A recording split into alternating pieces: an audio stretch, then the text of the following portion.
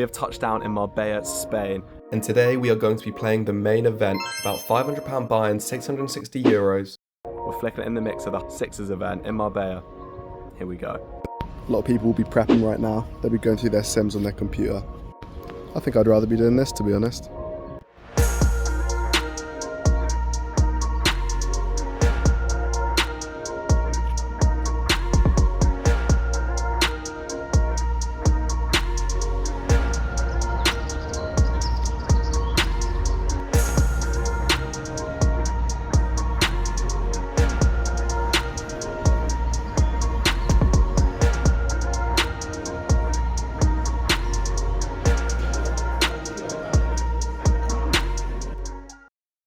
And just like that, we are sat down with our chips in the €660 main event. The blinds are at 200, 400. We have lost a few of our chips down to 40k from a starting stack of 50k. But we are in the mixer in the small blind with 7-6 off. We are here to play. Our table is weak. We want to see as many flops as possible. And when you call a hand like this, the flop you want to see is 9-6-6 with 2 diamonds. It is going to check around to the button who bets 1.5k into 3k. I'm going to raise it up to 5,000. This is the hand that we want to play nice and quickly, and he makes the call. We head off to a turn of the deuce of clubs, an absolute dream, and I decide to bet 11,000 chips into the 13,000 pot. And once again, he very quickly makes the call. I have a bit of an image to be a little bit bluffy in these early stages, and when the river comes the 4 of spades, there is no other action but to jam. And the button absolutely snaps me off for a second. I'm worried, but when he rolls over pocket sevens, we have the winner, and we have doubled up to a stack of about 80,000 chips. End of level 1, we have got 125k. Starting stack 50k. They call it us with the aces versus kings. I lost 50k, kings all in pre, 100 big blinds, 50,000 chips versus the aces. Behind me you can see, this is the TV table. That will be for the final table. Maybe this bullet we can get there. At the moment, it's going well. I'll keep you posted on the next level. Now strap yourselves in for this hand, because this is one of the streetiest hands of poker I've ever played. And a player from the early position raises. I'm going to peel from the small blind with Jack 10 suited. Happy to just see flops this deep and exploit people's mistakes in this way. We are going to head to a flop of 6-6-3. Nothing spicy to see on the flop. It is going to check through, and we are going to arrive at an ace of clubs turn. When this turn comes in, we check it over to the early position player, and he is going to make a bet. I think he is going to stab at this board way too often with almost his entire range on the turn, so I'm going to re-raise small to about 3,000 over his 1,000 bet. And then after thinking for a while, he makes it 11,000. I found this very, very suspicious in game. I had a little bit of a towel on my opponent, and I decide to go for another raise to 25,000 after thinking for a long, long time. We are very deep, and this player decides to let go of his hand. He shows king, queen with the king of clubs for a streety hand of poker. And our stack is up to 150,000 chips, 3x our starting stack. As we head off to the dinner break, we get this absolute magical looking burger, I must say. The food was very good. A little coffee to keep us going, because we plan on playing long into the night. We then win a small all-in, but bluff those chips right back off before heading off to this hand. With the blinds at 600, 1,200, the button raises off a 40 big blind stack. The small blind is going to 3-bet to 8 big blinds, and myself covering both, sitting with the pocket tens. I think I'm just going to have to be all in. The button calls, the small blind show folds ace queen suited, which is great news for me. And the news gets even better when the button flicks over the ace 7 suited. I don't know what he's doing in there, but can we please hold dealer? We are both nervously awaiting a flop, which comes 10 high. And I know what you're thinking, a 10 on the flop, I'm probably going to win this pot, right? Well, we head off to a turn, which comes the 7, and the river bricks out. Of course, we do end up winning this pot. Final break of the day. We're on 220k chips from a starting stack of 50k. Not a bad little day's work so far. We're playing till 3:30 in the morning. Is that strictly necessary? I'm not sure. We're going to try and keep spinning it up, try and end the day on a high, really. I'm off. Now a blinds 1k, 2k. I'm going to call 8-7 of diamonds on the button. The small blind and big blind also make the call, and all 4 of us are going to head off to a flop. There is 18k already in the middle, and we are delighted when we see a flop of 8-8-4. It's going to check round to me, and I'm going to bet 7k into 18. The blinds both fold, but the cutoff, who's a very competent reg, is going to come along for a call. The turn is the 4, and when he checks, I'm going to snap check back, representing that I have a hand like 6s, 5s, or a flush draw. And the river is going to come a 10. The reg decides to bet 13k into this pot, and now we have the dream spot. We are going to raise it up nice and big to 40,000 chips, and after thinking for a while, he flicks in the call with ace 10 with the ace of clubs, an understandable hero call, but it goes our way. Now, to end the day, we are going to call as someone aces versus ace king suited for some more chips, and we are going to end the day with a 300,000 chip stack. So we just left the casino. You can see it behind us, it's a little noisy. We have bagged for 300k, just under. And we have a bag for day 2. Pretty exciting time, 6x stack. I think there's going to be 4 or 5 levels tomorrow before it's in the money. So hopefully we can apply some pressure, use that big stack, get a good night's sleep, whatever sleep I can get, arriving back. It's about 4 a.m. here at the moment. They played it on pretty long. We'll get back in it tomorrow, see what we can make happen. But at 3, third time lucky, third time's the charm, that kind of thing. Sometimes in tournament poker, you are going to need to get very, very lucky, and this hand is a prime example of that. After the early position raises, the small blind calls, I'm going to squeeze with 9-9. I think this is pretty standard six-handed, particularly when the small blind is the chip leader and he is playing very, very wide indeed. He is going to make the call, and there is already 70,000 in there, heading to a flop of 4-3 deuce with 2 hearts. After the small blind checks to us, we are going to bet for about 35k, half pot, which seems like a decent size here, and the small blind is going to relatively quickly make the call.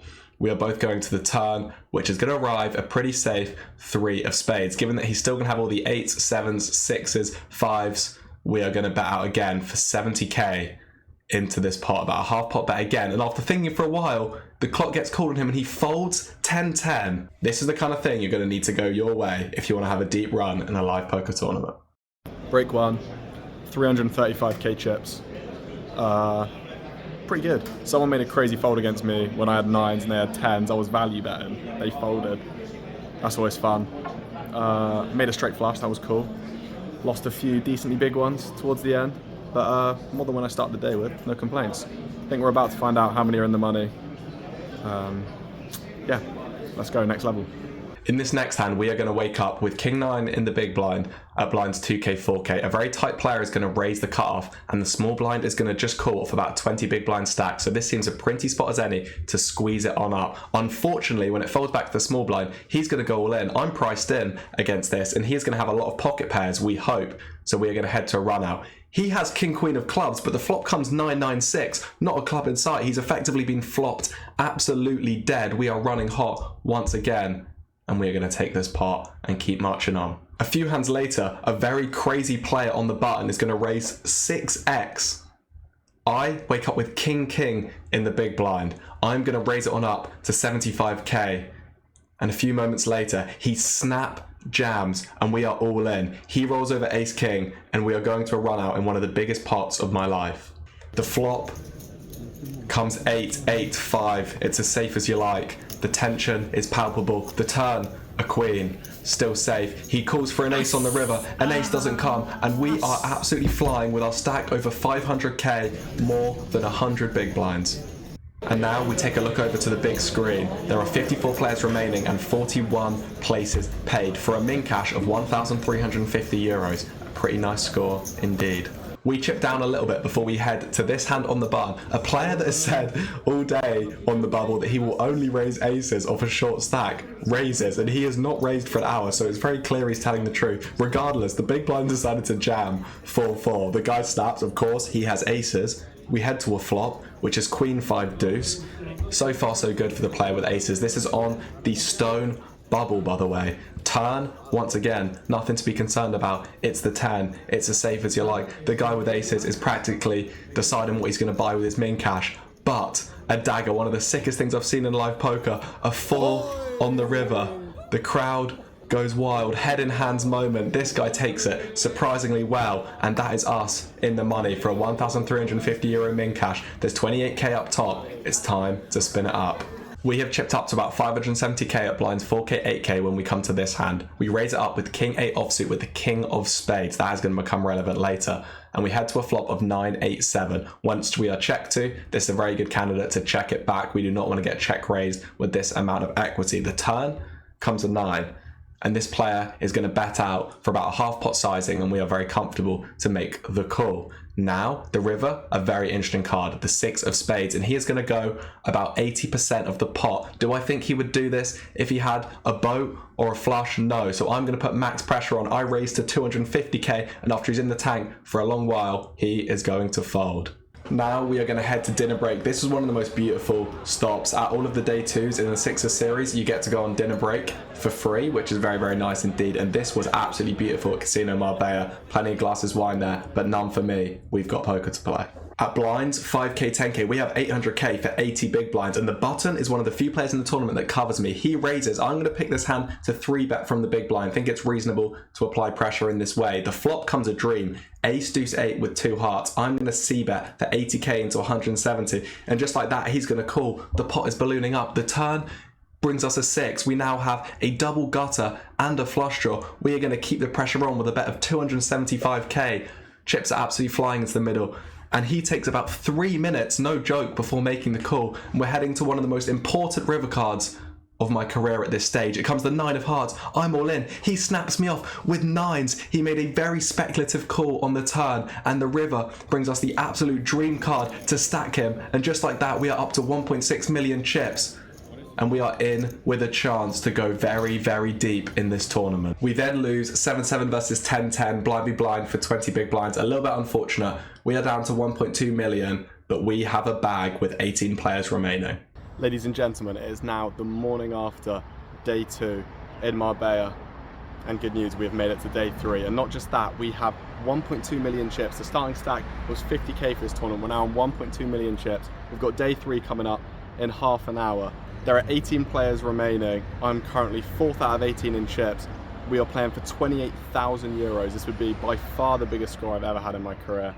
Feeling a little bit nervous right now, but mainly excited. I've got about 60 big blinds, absolutely plenty heading into a day 3. Hopefully we make it to the final table.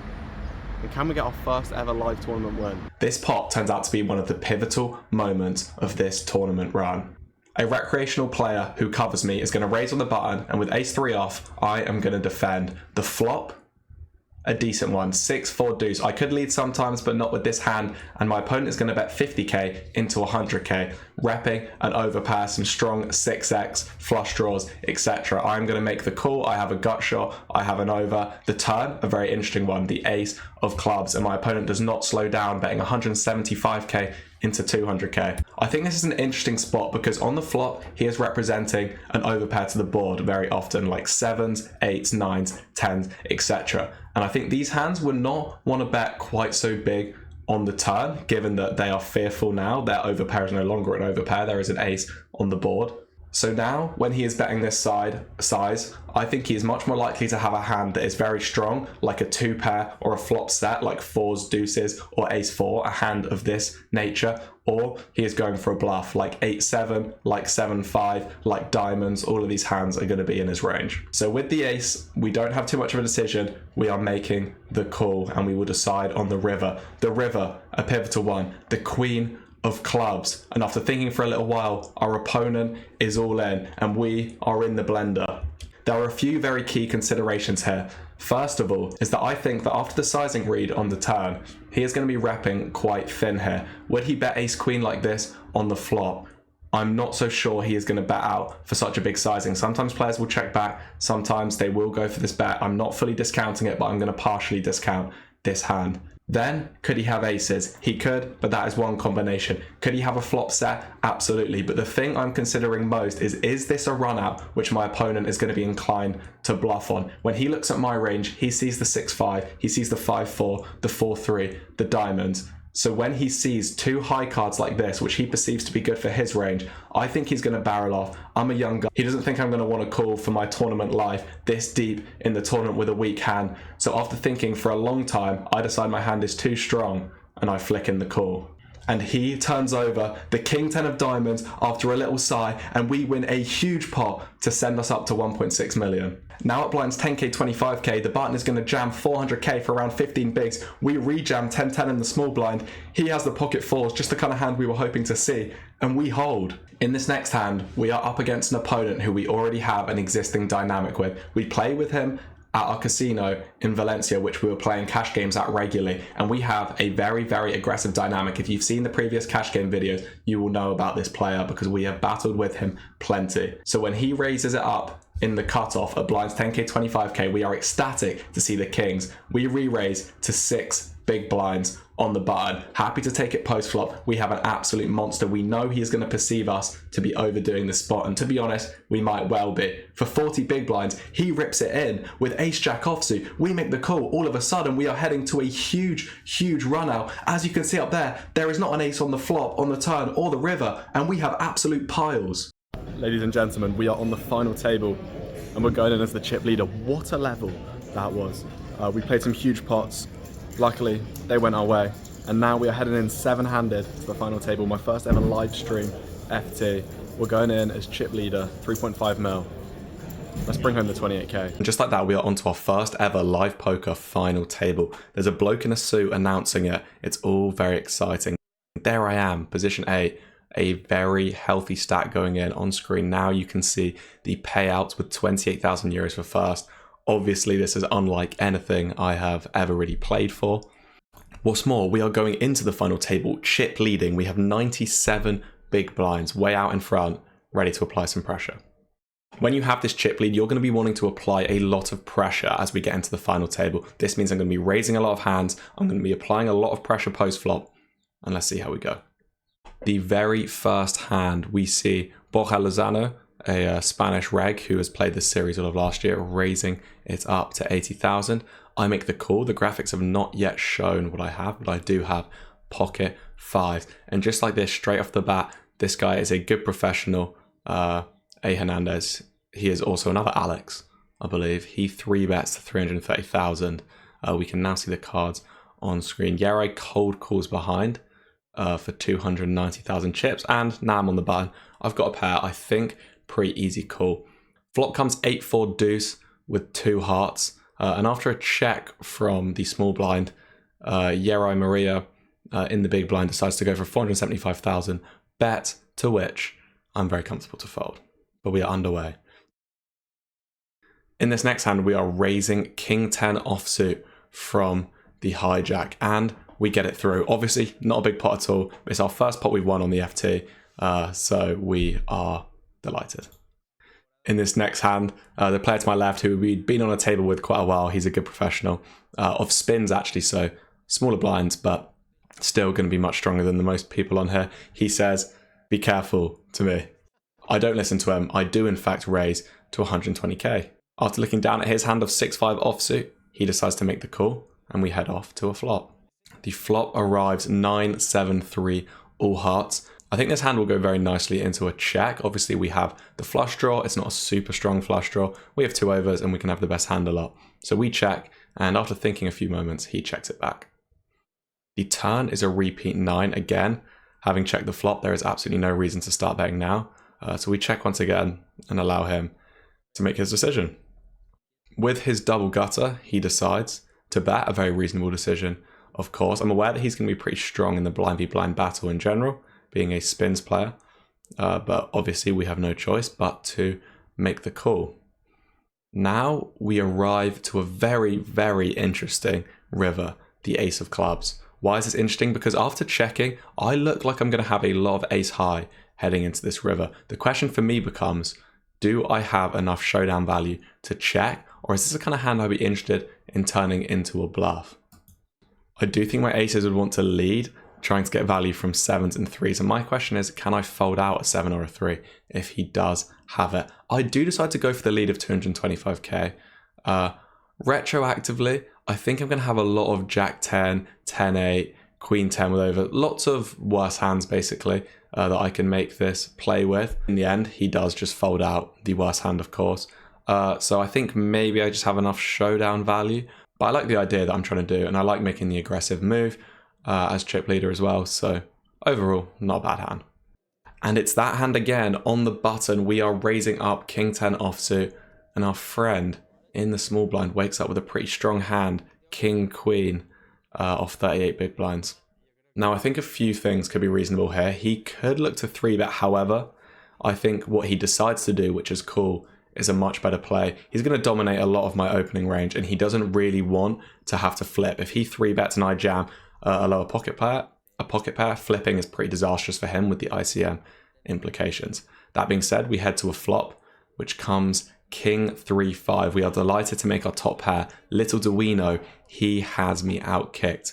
However, of course, we can't see the cards. You can.